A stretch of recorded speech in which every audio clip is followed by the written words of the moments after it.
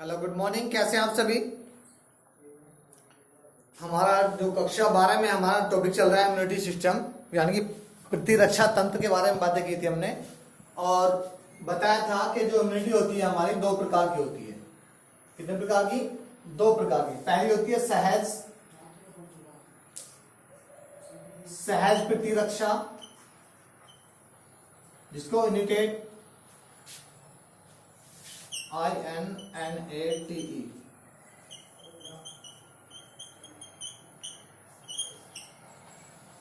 Immunity बोलते हैं। ठीक है। दूसरी होती है उपार्जित।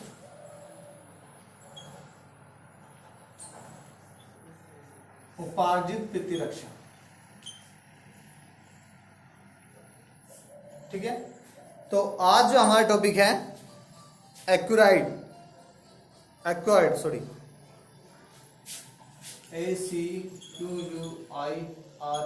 Acquired immunity.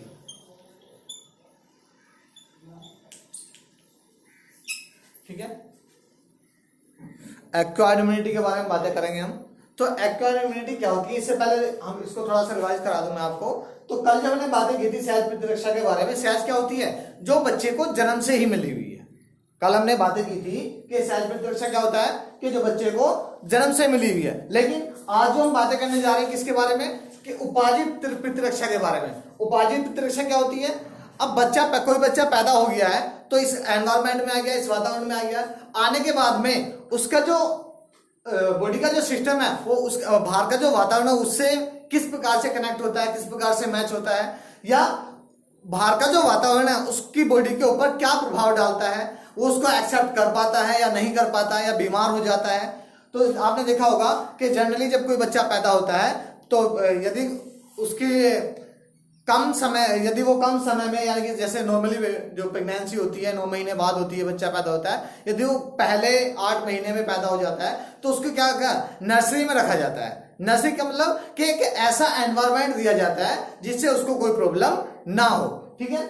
अब बात करते हैं उपार्जित प्रतिरक्षा के बारे में। तो ठीक उसी प्रकार से हम भी क्या कहेंगे कि सहज प्रतिरक्षा तो क्या होगी कि बच्चे को जन्म से ही जो मिली हुई है, लेकिन क्या वो सदा रहेंगी? नहीं रहेंगी ना। लेकिन उसके लिए क्या चाहिए?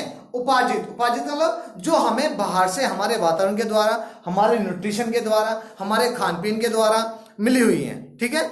तो या ये कह सकते हैं उपार्जित प्रतिरक्षा जन्म के बाद उत्पन्न होने वाली प्रतिरक्षा प्रणाली है। कैसी है? या जन्म के बाद, जैसे उसमें आपने देखा होगा कि उपार्जित लक्षण पढ़ा होगा आपने लेमार्क के सिद्धांत में, 10th क्लास में पढ़ा होगा आपने लेमार्क के सिद्धांत में। तो उसमें एक था उपार्जित लक्षणों की वंशागति।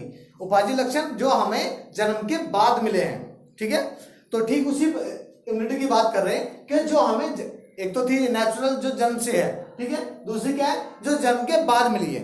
तो इसके कुछ विशिष्ट लक्षण है, मैं आपको बता रहा हूं।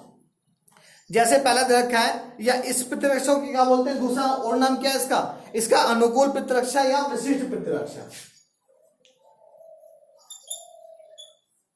अनुकूल प्रतिरक्षा या विशिष्ट प्रतिरक्षा भी आप बोल सकते हैं इसको, विशिष्ट प्रतिरक्षा।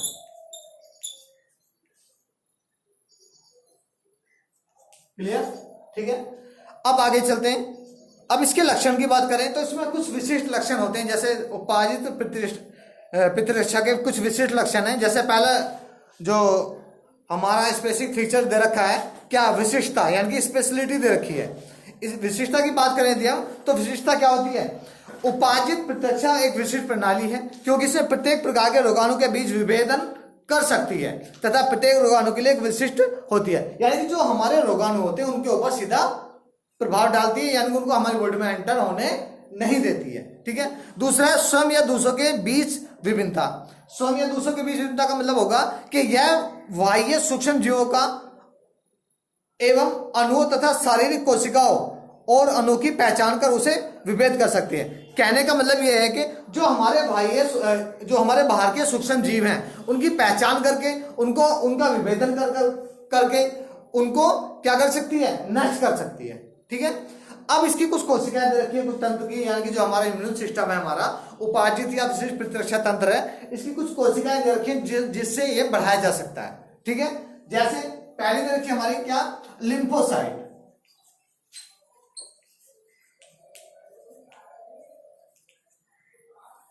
अब आप जानते होंगे लिम्फोसाइट्स क्या होती है।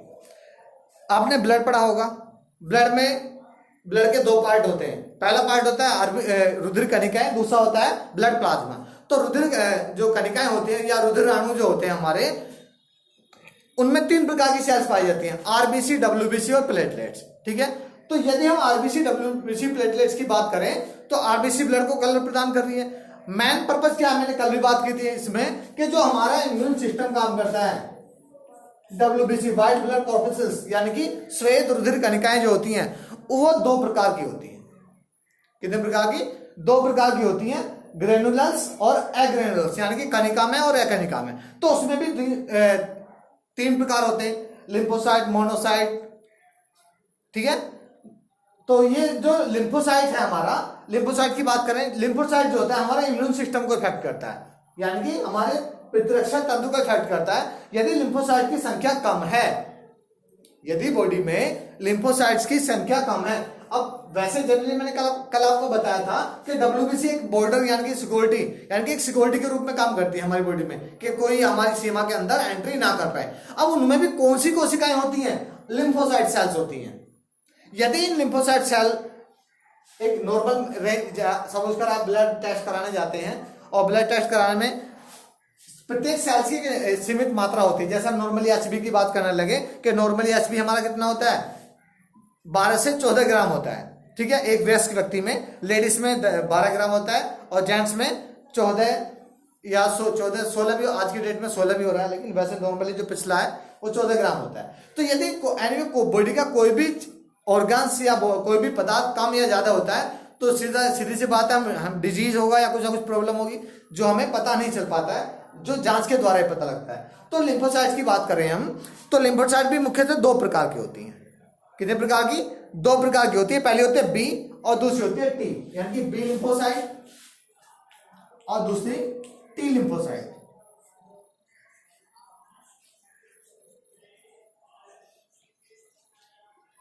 और दूसरी क्या होती है? T lymphocyte. अब इनकी बात करें, यानी कि कहने का मतलब क्या है कि जो लिम्फोसाइट्स होती है, जो प्रतिरक्षा तंत्र होता है, कि इन दो यानी कि दो चीजों से मिलकर बनाता है, बी लिम्फोसाइट से और टी लिम्फोसाइट से।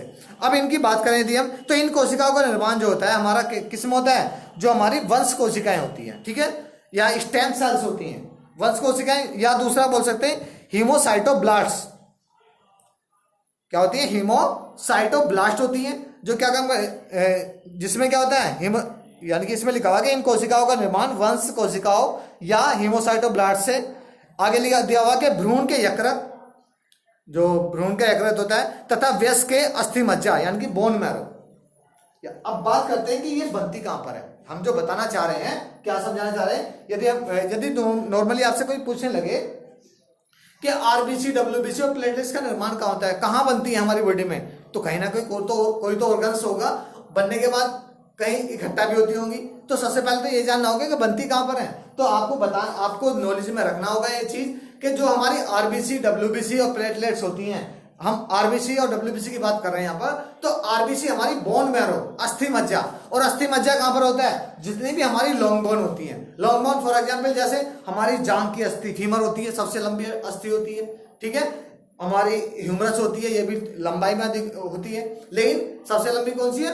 फीमर बोन होती है। तो कहने का मतलब है कि जितनी भी हमारी लॉन्ग बोन होती है उनमें अस्थि मज्जा पाया जाता है, बोन मैरो पाया जाता है, और बोन मैरो में ही आरबीसी और डब्ल्यूबीसी का, या डब्ल्यूबीसी में क्या, सीधी सी बात है, जब डब्ल्यूबीसी वहां बन रही है तो बी लिम्फोसाइट और टी, बी और टी भी तो वहीं पे बनेंगी। तो इसमें लिखा हुआ सीधा क्लियर कि वयस्क के अस्थि मज्जा में ही किसका निर्माण होता है? बी लिम्फोसाइट का और टी लिम्फोसाइट का। क्लियर? अब क्या होता है बनने के पश्चात, क्या होता है इसमें, जब ये चीजें बन जाती हैं तो बनने के पश्चात लिम्फोसाइट जिनका विभेदीकरण बर्सल लिम्फोसाइट ऊतकों टिश्यू होते हैं में होता है, उन्हें क्या बोलते हैं? हम बी लिम्फोसाइट्स बोलते हैं। ये बी जो है बर्सल, बी जो लिया गया किससे लिया गया? बर्सल लिम्फोसाइट टिश्यू से लिया गया। क्लियर? तो क्यों टिश्यू से क्यों लिया गया? क्योंकि कोई भी सेल्स है, सेल के बाद क्या बना है? टिश्यू बना है। आगे चलते हैं, अब बात करते हैं और वे लिम्फोसाइट जिनका विभेदीकरण थाइमस ग्रंथि में होता है, उनको क्या बोलेंगे? टी से थाइमस और टी से टी लिम्फोसाइट्स, जो हमारी थाइमस ग्लैंड होती है तो उन्हें क्या बोलते हैं, टी लिम्फोसाइट बोलते हैं। तो आज की वीडियो में इतना ही। उपाय ये थी हमारी उपाजित प्रतिरक्षा। इससे आगे एंटीजन माध्यमिक प्रतिरक्षा तंत्र के बारे में बातें करेंगे। मैं मानता हूँ आपके कुछ समझ में आ गया होगा, लेकिन नहीं आया हो तो आप दोबारा से मुझे कॉल कर सकते हैं या इंक्वायरी में पूछ सकते हैं, और साथ के साथ नोट्स में कॉपी करते रहना। मैं अभी इसकी PDF फाइल सेंड कर दूंगा आपको। Okay, thank you.